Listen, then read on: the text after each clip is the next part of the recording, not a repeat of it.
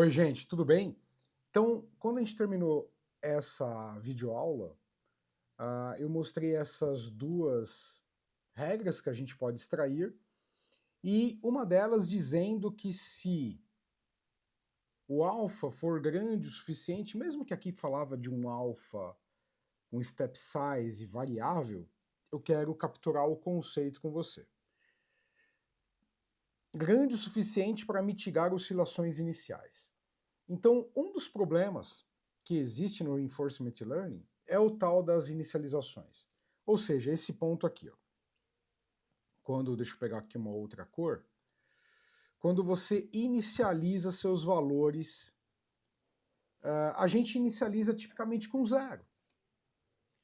E isso, claro, você pode forçar outros valores, mas o fato é que eles terão os seus valores iniciais computados, e você precisa aí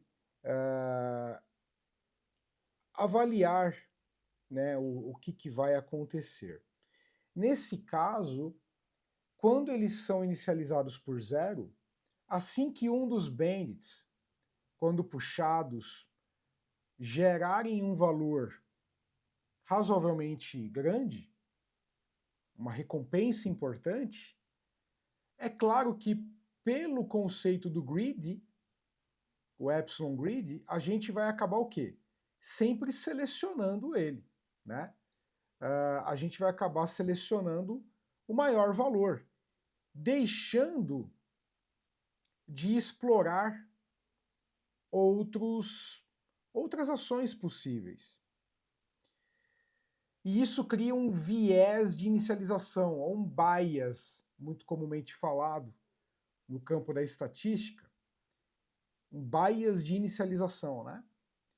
Que vai fazer com que aquele valor inicial acabe mitigando a chance de outros bandits serem explorados com a mesma frequência. Então, para mitigar isso, existe um conceito que chamamos de Optimistic Initial Values, ou valores iniciais otimistas. A ideia é que inicializando, deixa eu puxar aqui, inicializando eles com uma recompensa maior, a gente pode extrair aí um resultado importante. Então vamos lá, deixa eu já puxar aqui as nossas bibliotecas. Import NumPy, SNP, import matplotlib, pyplot, SPLT, ok, vamos lá. Vamos conectar. Ok. Já que a gente conectou, vamos lá escrever um código que eu já preparei aqui para a gente. Vamos criar aqui a nossa class bandit. E aí a gente vai criar a função def.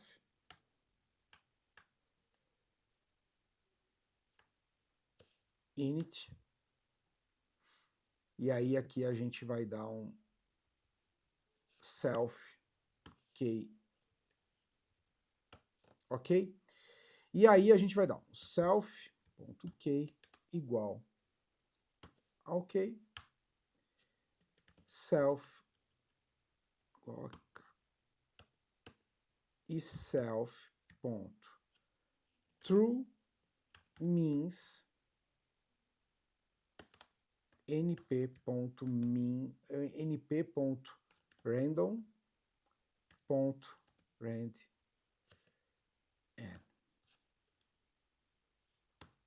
Ok, aqui a gente inicializa o nosso valor, né? E a gente cria uma segunda função chamada def pool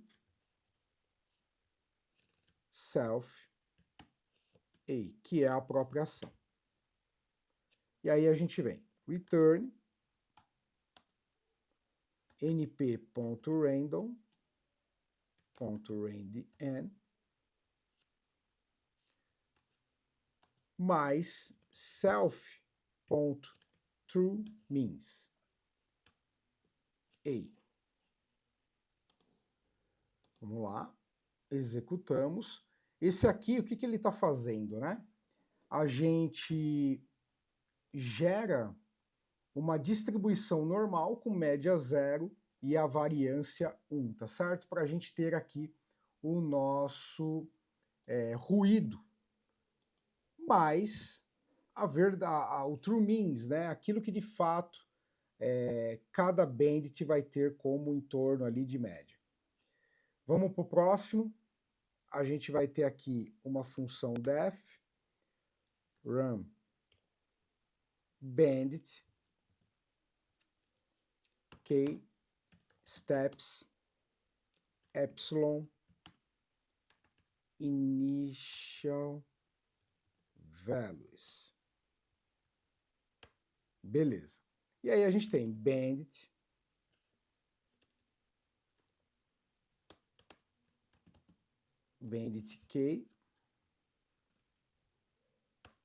k igual np.zeros k mais o initial values. Aqui a gente vai só trocar aqui por initial value, ok. E n igual a np.zeros k. Vamos lá. E o words igual a np.zeros. E aí estamos salvando em função dos steps aqui. Beleza. Então, na hora que a gente roda cada um, a gente vai executar. For t in range steps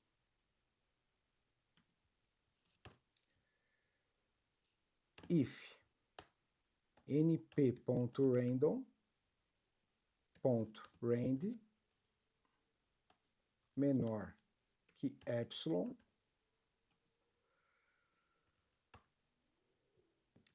action igual a np.random.rand int k. Então, assim, aqui, se ele for menor do que 1, a gente vai vai fazer exploration, tá? Caso contrário, a gente vai fazer um grid.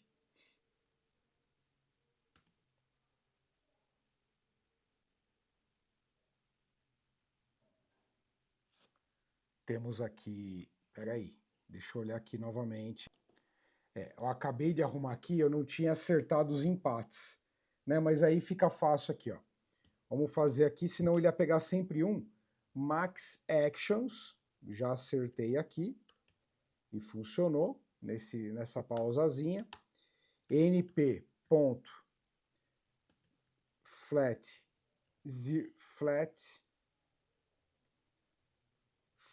non-zero que igual que max. Então a gente, se o selecionado for igual ao máximo, a gente tem action igual a np.random.choice, certo? Max actions. Dessa forma a gente consegue quebrar os empates fazendo grid, ou seja, ok, ele vai ser grid, mas quando tiver grids e empate, ainda mais que a gente vai ter uma inicialização forçada em torno de 5, a gente precisa selecionar qual que vai ganhar no final. Daí a gente usa esse bloquinho aqui, tá? Então, dando continuidade, a gente tem aqui, ó, reward igual a bandit ponto pool action. Beleza, ele vai receber aquilo que ele executar daqui em cima dessa ação A, né? Ele executou a ação que ele selecionou, ele puxa, seja ele qual for, ele vai retornar este valor aqui do pool, beleza? N action mais igual a 1 e o Q action mais igual, seguindo tudo que a gente já discutiu até agora, reward menos Q action dividido por N action. Rewards, ele pegou perfeitamente o contexto. T igual reward, return rewards. Perfeito. Então a gente executa o Run Bandit, a gente quebra o empate, fazendo uma nova seleção daqueles que representam o valor máximo de Q. Certo? Tá certo. É isso aí. E aí a gente consegue selecionar e dar continuidade aqui no cálculo. Perfeito, pessoal. Bom, a gente pode sair dessas funções agora. E aí a gente vai para inicializar de fato. Vamos falar aqui que é o nosso tem multi-armed bandits, steps igual a 1000, epsilon, eu vou usar 2 aqui para comparação, 0.0 e 0.1 para ver o impacto dos epsilons. Eu vou ter initials igual, eu vou inicializar alguns com 0 e alguns com 5. Que é um valor bem otimista, considerando que a gente vai oscilar entre 0 e 1, né? E eu vou fazer, eu tinha previsto aqui, uma média para cada ponto de 500 vezes. Então, cada pontinho no gráfico representará a média de 500 rodadas para a gente, de fato, extrair a média mais verdadeira possível. Se a gente faz só uma, é fruto do acaso. 10 ainda é muito sensível ao acaso. 500 em diante já começa a ser um valor importante. Não vou colocar muito mais do que 500 para não demorar muito aqui, tá? Bom, vamos lá. Um average rewards igual np.zeros. Vamos lá. Len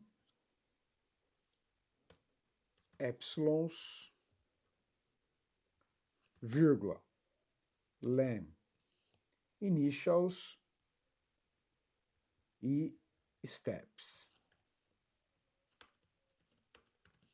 Ok.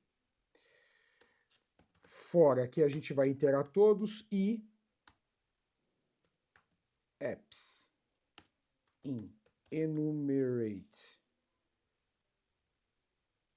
o número de epsilons que tiver. JInit já completou aqui. Enumerate initials. Ok. Aqui ele já começou a gaguejar. Vamos lá. For all rewards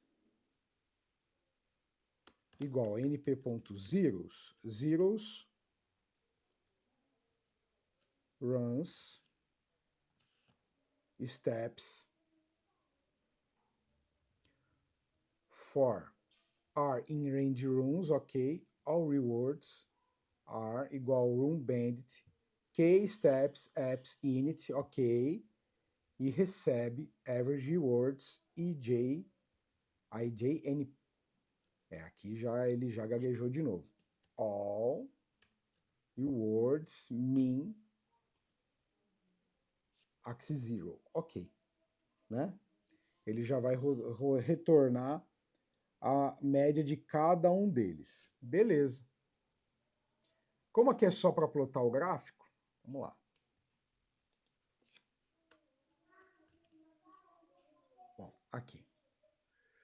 Beleza, pessoal, vamos ver o resultado disso. Então, o que a gente está fazendo?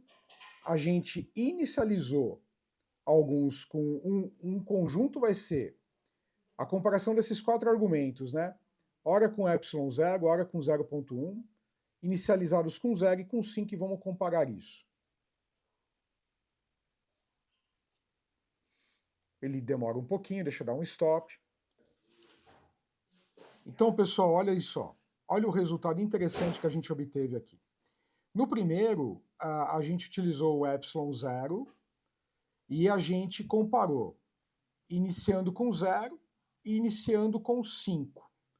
A gente vê que com 5, ele teve uma performance de recompensa muito melhor do que com a com 0, né? Aqui já houve quase que um empate, mas eu diria para você que esse empate aqui ainda é bastante... tem uma oscilação estatística aqui, né? Se a gente rodar mais algumas vezes, por exemplo, eu já tinha feito algumas tentativas anteriores e eu posso mostrar para vocês que ele acaba sendo superior. Mas é como eu disse, é uma flutuação estatística. Uma coisa que não deve ser deixada de lado e ser notada é que no final das contas, a velocidade com que valores iniciais otimistas fazem com que a convergência atinja um valor adequado é bem maior. Olha, aqui ele levou muito mais tempo até chegar nesse patamar, né? Quase por volta de 200, 300 épocas o azul começou a chegar nesse patamar. Mas o laranja, em contrapartida, por volta de poucas épocas, talvez 50 épocas aqui, ele já atingia um valor muito próximo do patamar ideal, né? Então isso mostra a relevância dessa abordagem de a gente conseguir, de fato, usar valores otimistas. Porque o que ele está fazendo? Mais uma vez, né? Ele inicializa os valores, só que ele já, toda vez ele mantém o valor mais alto, forçando os outros a serem explorados. Qual que é o problema? Mais uma vez, o problema é, na hora que um bandit já chega num valor ideal, pela função grid, ele acaba sempre sendo requisitado. E os outros acabam que você não vai explorando muito, né? Já que aqui é 1 menos epsilon, né? No caso de 0,1, aqui é 90% das vezes ele vai ser chamado. Ah, Rafael, mas então como é que isso resolve meu problema? Resolve porque todos acabaram sendo inicializados com um valor alto, né? Então, todos vão começar a baixar. Mas quando algum realmente for selecionado e baixar, os outros ainda são 5. E aí, eles também vão ser explorados, tá certo? Não serão poucos, todos serão explorados por igual aqui no momento de exploration, né? Esse é um ponto importante, é esse o entendimento. Todos eles serão explorados de uma forma muito mais uniforme do que se um primeiro já chega no valor, depois, 90% do tempo, sempre ele é o chamado, então a sua exploração acaba ficando muito limitada, né? Então aqui isso tende a resolver de forma importante, tá bom? Essa que é a ideia, eu acho que esse aqui é um resultado bem claro. Essa velocidade também é bem importante ser considerado, que às vezes você já precisa que um problema, que um agente já comece a convergir de forma mais rápida. Esse é um bom método para isso. Tá bom, pessoal? Deixa teu like, se inscreva, compartilhe nosso canal com seus colegas e até a próxima. Tchau!